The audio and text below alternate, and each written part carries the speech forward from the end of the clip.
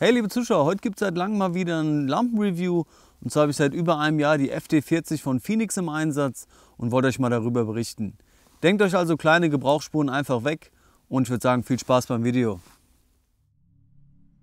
Die FD40 von Phoenix ist die erste Taschenlampe des Herstellers mit einem verstellbaren Lichtkegel. Das bedeutet, dass sich der Lichtkegel stufenlos von einem breiten zu einem engen Lichtkegel verstellen lässt, also von nah auf Fernlicht. Dazu aber gleich mehr. Im Lieferumfang enthalten ist ein Ersatzohrring, ein schwarzes Gürtelholster mit Klettverschluss, ein Lanyard fürs Handgelenk und dieser schwarze Ring hier. Was man damit macht, seht ihr auch gleich. Ein Tailstand ist übrigens auch mit Lanyard möglich, da die Bohrung seitlich gefräst ist.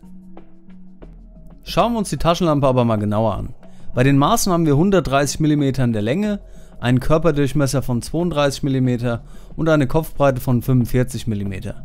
Durch diese Maße und die griffige Struktur liegt die FD40 gut in der Hand und trägt nicht zu dick auf. Beim Material wurde ein hochwertiges Aluminium verwendet, das wie immer bei Phoenix auch ordentlich und ohne Macken anodisiert wurde. Die Kratzer durch einen Sturz auf Asphalt müsst ihr euch wie schon gesagt einfach wegdenken. Die Beschriftung ist auch wie gewohnt gelasert und nicht billig aufgedruckt. Der Schalter ist nicht wie der erste Blick vermuten lässt aus Kunststoff, sondern aus Metall.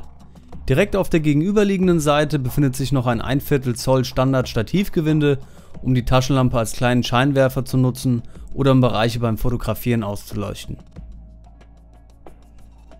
Vorne am Ring kleine Zacken, die ein paar Millimeter Puffer zur Linse bilden und für etwas Schutz sorgen, wenn man die Lampe zum Beispiel auf dem Lampenkopf abstellt.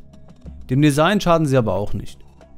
Die Linse ist komplett aus Kunststoff gefertigt und besitzt neben Rillen an den Rändern zur Lichtbrechung auch eine milchig transparente Kuppel in der Mitte. Diese wirkt im Nahlicht als Diffusor und im Fernlicht als Bündellinse. Das Herzstück ist eine Cree XP L-HI LED mit bis zu 1000 Lumen und einer Reichweite von 300 Meter im Spotlicht. Das schauen wir uns am Ende des Videos an. Schrauben wir jetzt mal die Tailcap ab und schauen ins Innere. Hier seht ihr auch schon sofort, für was der mitgelieferte Ring gedacht ist. Die FD40 wird eigentlich mit einem 26650er Akku betrieben, kann aber durch diesen Batteriehalter auch mit einem 18650er Akku genutzt werden. Hier hatte ich ja anfangs meine Bedenken bezüglich starker Klappergeräusche oder ähnlichem, allerdings muss ich sagen, dass es sich echt in Grenzen hält und es nur hörbar ist, wenn man es wirklich hören will. Der 26650er Akku sitzt ebenfalls nur mit ganz wenig Spiel und bringt mit seinen fast 100 Gramm ein angenehmes, wertiges Gewicht in die Hand. Denn ohne Akku wiegt die Taschenlampe nur leichte 159 Gramm. Bevor wir die Lampe wieder zuschrauben, ist noch zu erwähnen, dass die Kontaktfedern natürlich vergoldet sind und sie so die Energie besser leiten und allgemein widerstandsfähiger gegen Korrosion sind. Ein bisschen Fett oder Öl nach dem Auspacken auf das Gewinde kann ich empfehlen, das kommt im Auslieferungszustand komplett trocken. Fest verschraubt und mit intakten Ohrringen ist die FD40 dann wasserdicht, nach IPX8 Standard bis zu einer Tiefe von 2 Meter. Also gut für diejenigen, bei denen die Lampe auch mal mit Wasser in Kontakt kommen könnte. Denn falsch abgelegt kann die FD40 durch den schwach ausgeprägten Wegrollschutz auch gerne mal wegrollen. Kommen wir jetzt zur Bedienung. Mit einem kurzen Druck wird die Lampe am Seitenschalter ein- und ausgeschaltet. Sie startet dank des Memory-Modus in dem Modus, in dem ihr sie auch ausgeschaltet habt. Das gilt allerdings nicht für den Stroboskop-Modus. Dieser Modus wird durch etwas längeres Halten des Schalters aktiviert. Es schaltet sich also erst die Lampe an und danach kommt mit etwas Verzögerung der Stroboskop-Modus mit 570 Lumen. Hält man den Schalter 3 Sekunden lang, wird die Bediensperre mit einem Blinksignal aktiviert. Ist sie aktiv, wird die Lampe erst nach erneutem Halten der 3 Sekunden angesprochen bzw. wieder eingeschaltet. Somit wird das versehentliche Einschalten, zum Beispiel im Rucksack oder in der Beintasche, etwas reduziert. Mit kurzem Klicken wird durch die einzelnen Leuchtstärken geschaltet. Hier gibt es 5 Stärken. Von unten nach oben der Sparmodus mit 8 Lumen, dann der Low-Modus mit 70 Lumen, der Mid-Modus mit 220 Lumen, der High-Modus mit 570 Lumen und schließlich der Turbo-Modus mit 1000 Lumen. Jetzt könnt ihr euch über die Fokussierung stufenlos einstellen, wie ihr arbeiten wollt. Eher etwas diffus für den Nahbereich als Fluter oder die volle Reichweite als Scheinwerfer. Natürlich könnt ihr euch auch halbfokussiert eine Mischung aus beidem einstellen. Hier mal die Lichtkegel und Leuchtstärken vom Sparmodus bis zum Turbo-Modus. Einmal für den Nahbereich und einmal für die Ferne.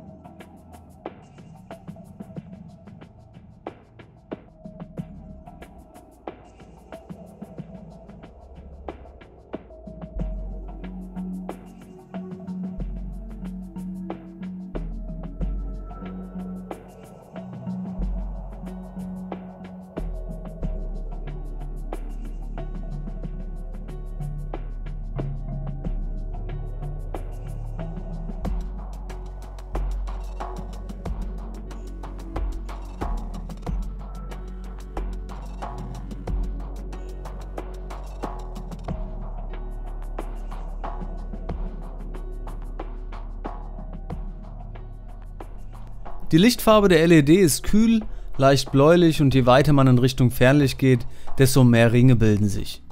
Ist die Lampe komplett auf Nahlicht gestellt, ist das Licht weich und gleichmäßig, was mir sehr gut gefällt.